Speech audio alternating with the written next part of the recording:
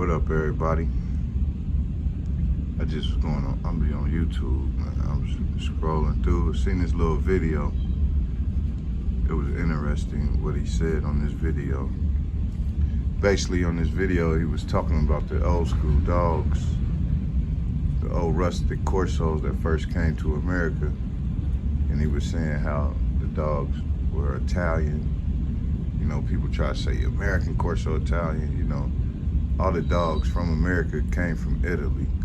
But basically, this is just a breakdown of a pedigree of dogs that he chose and why he chose them. You know, and I was just reflecting back on, you know, when I started and how my breeding program went down. It was just some similar things that he noted. He used some similar dogs, you know, sticking to it.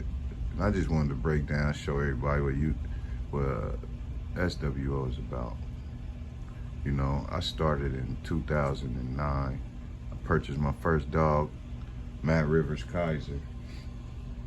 And I'll break down the pedigree. First, I want you to check this video out.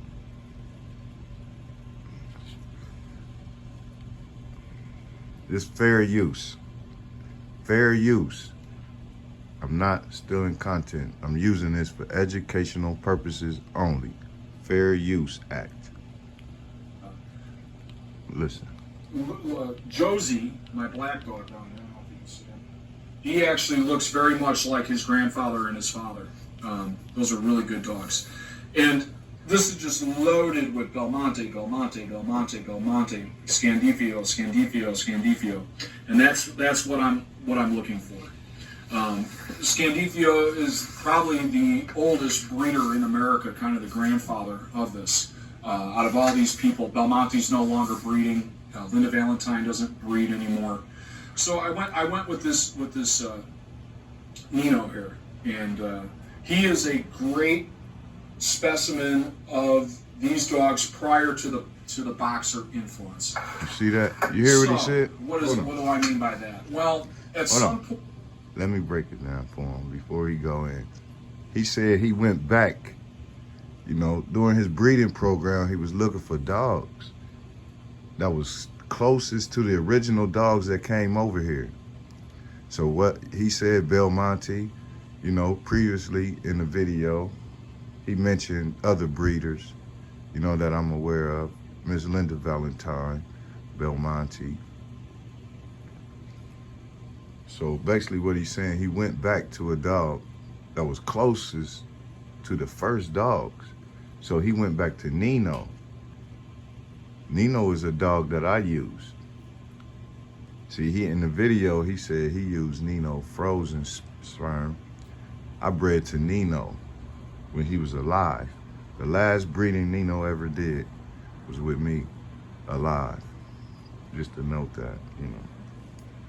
So, you know, I don't even know this guy. I'm just seeing the video 10 years after I did my breedings, but this guy is onto some stuff. He went back to the original stuff, and I'll break it all down in the video just here in a minute. I just want to let him go.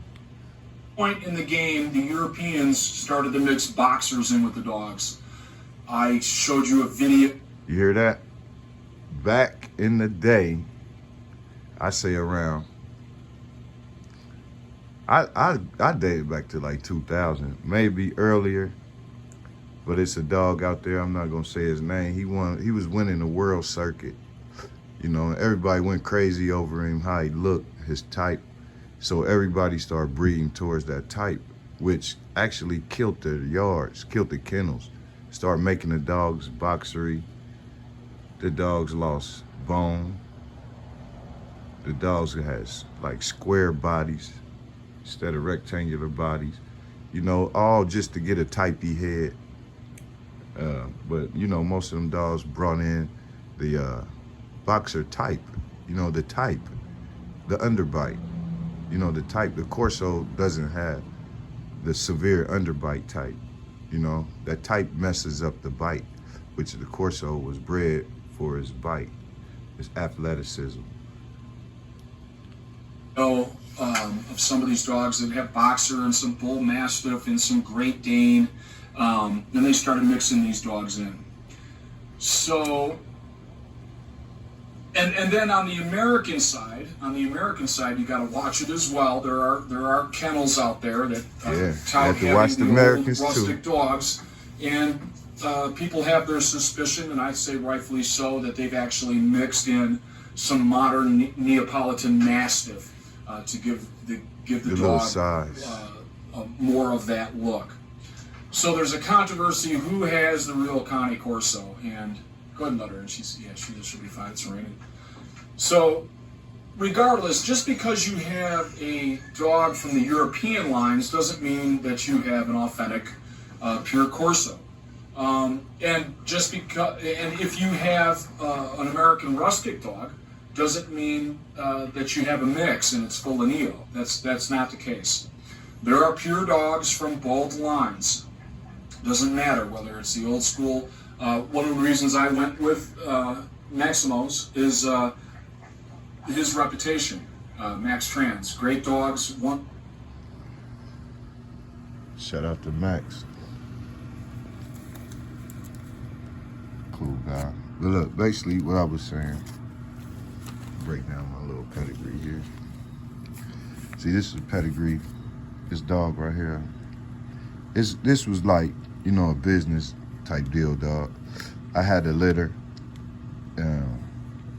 with a puppy, male, and my partner, Chester Slayton, who owns Rough House's Ruby. We did a breeding. Well, actually, Chester's, both of these dogs are Chesters. But SWO Giorgio, see, SWO is me. That's me. SWO's Giorgio, Chester purchased from me, and he bred her with Ruby. And why this pedigree is so nice for me and for the future of the breed is because actually SWO's Nina Baltazar. Nina Baltazar. All right? My dog. My dog. All right? You see Orsola here? Orsola, Ruby's mother. Okay, let's break this down first. Let's start at the top. But let's start at the back, bro. Excuse me. I'm just trying to get it. I'm freestyling for real. But, okay. Back in the video, he said he went back to Nino because he was looking for a dog that still carried some of the old school lines and looks and stuff that wasn't involved with the boxer mixing. So in 2009, I purchased my first dog. That was AKC champion, Mad Rivers Kaiser. I purchased this dog. I bred it to Bear Creek Chloe, and we produced a litter that produced Baltazar. And let me show you some other stuff over here. It produced Baltazar, Rosa Parks is in the pedigree too. It produced Rosa Parks. Rosa Parks was bred to Nino, champion Nino. Nino comes from Kaiser. Baby. Excuse me. New was his daddy. You know, it's an Italian dog, New. New was Nino's daddy, bred to Scandifio's baby. Scandifio bred this dog to produce Nino, which I bred Nino when he was alive to Rosa. I had, let me show you. Let me show you. SWO. We see Rosa Parks. SWO's Rosa Parks, Cane Corso. She was my dog, Kaiser.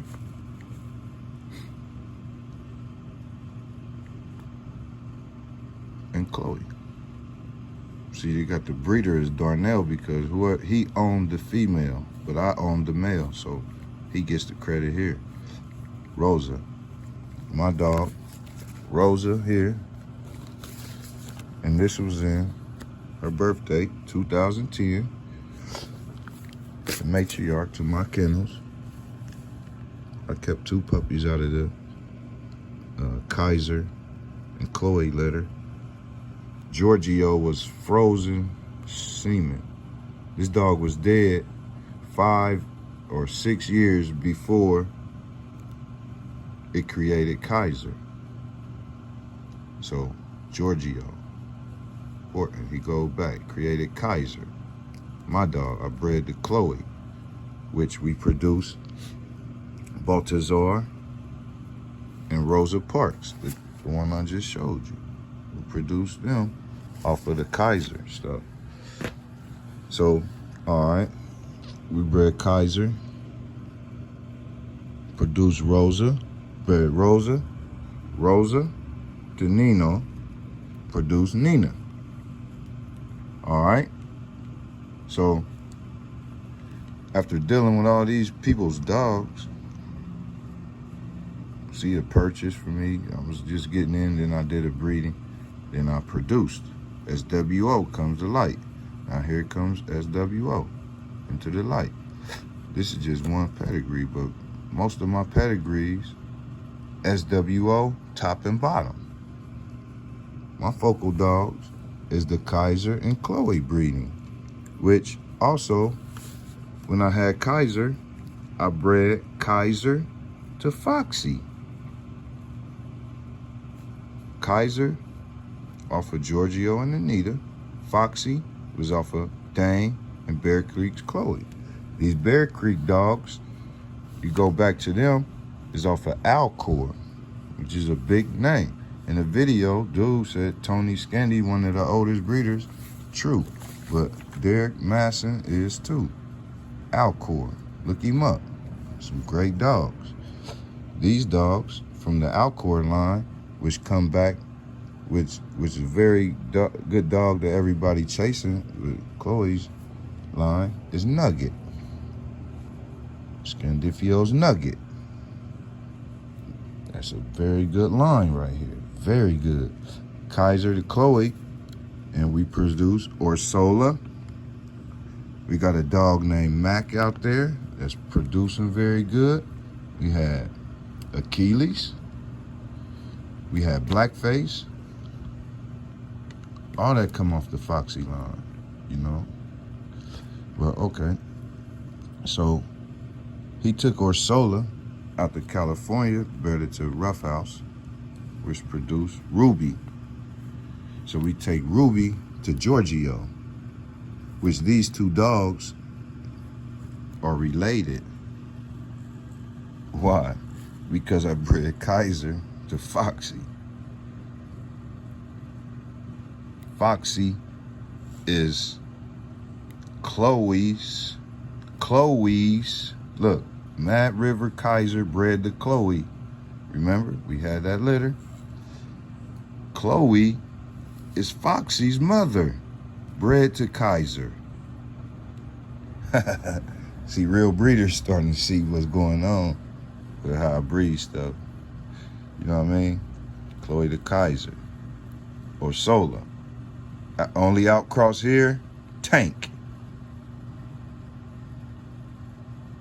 Which he comes, like I say, from Cali. See, we use Tank as the outcross.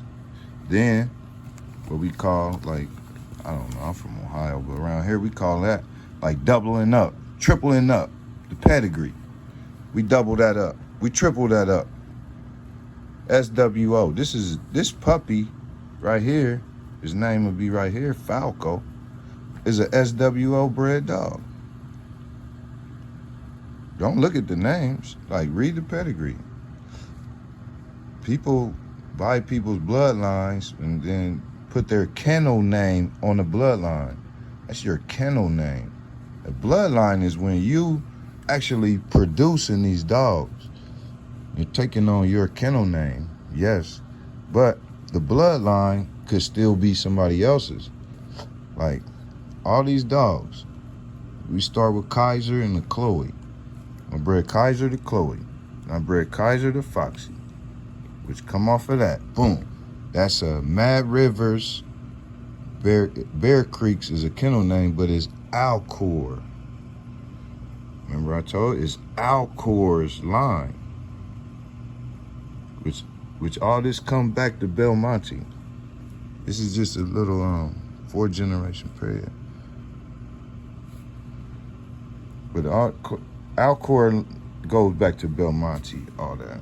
Alcor, it really should be Alcor's Chloe, technically. But Bear Creek owned her, so she put her kennel name. So this Alcor bred to this, which produced SWO.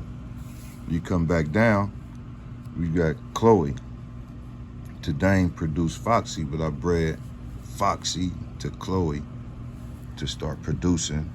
See, that'll start being SWO. Then that's kind of, put the rough house in there. So the percentages go down on being the SWO bloodline. But when we do this breeding here, the double up produce Falcor, which his name would be here, the little puppy that I got. Actually, this is my female's puppy paper. It's just simple, but the female that came off of this is an SWO dog. I got her paperwork right here. See, it's an ICCF Pedigree, AKC. My dogs are dual registered. If you get a dog from me, it'll be dual registered. And you see, I started it in 2010. I got the SWO bloodline. It's all over. It's popping. Like my pedigrees, SWO. Look, Nino the Rosa. We done that in 12. You know what I mean? Well, we done it, yeah, 12. But she was born in December,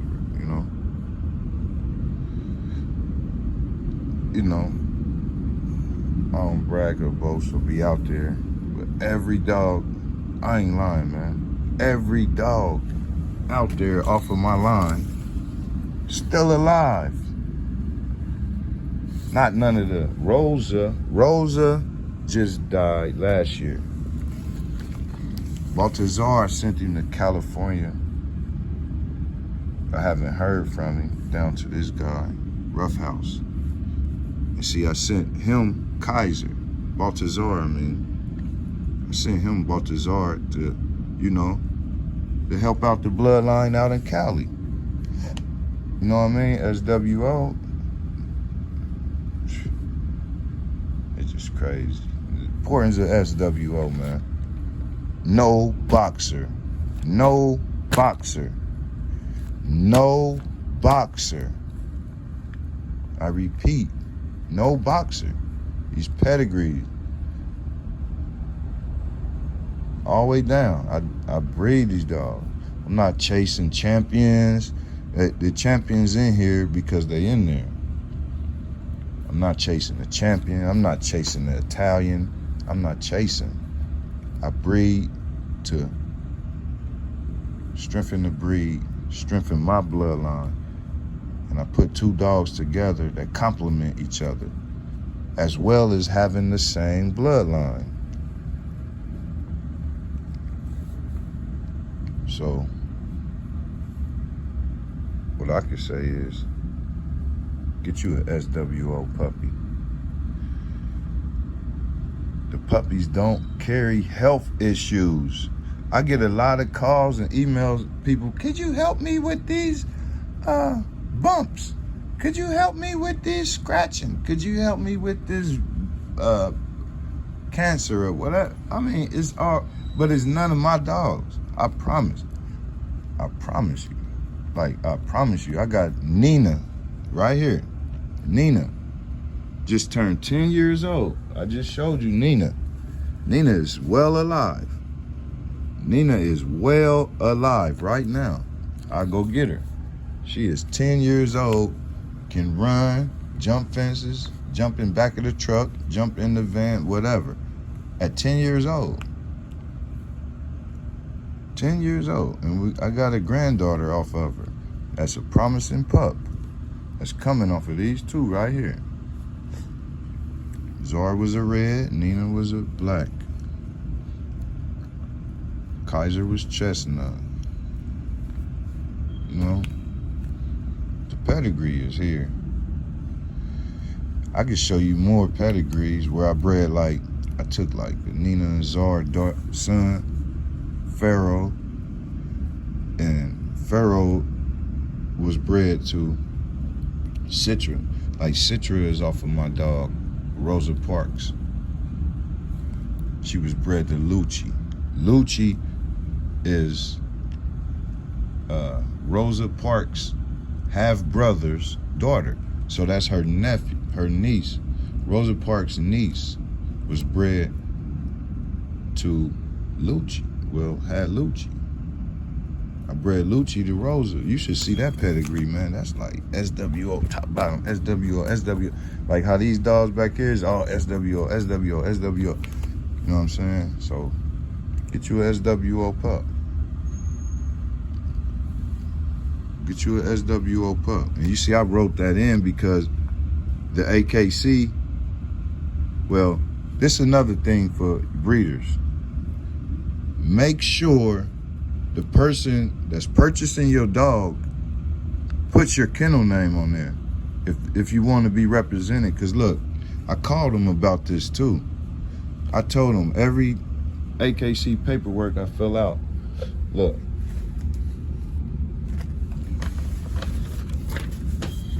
I just got paperwork. I just pulled this out because I found a file. I found a little folder. But look, I always put this here, SWOs. Let's see, spelt it wrong. But then it was Vinny.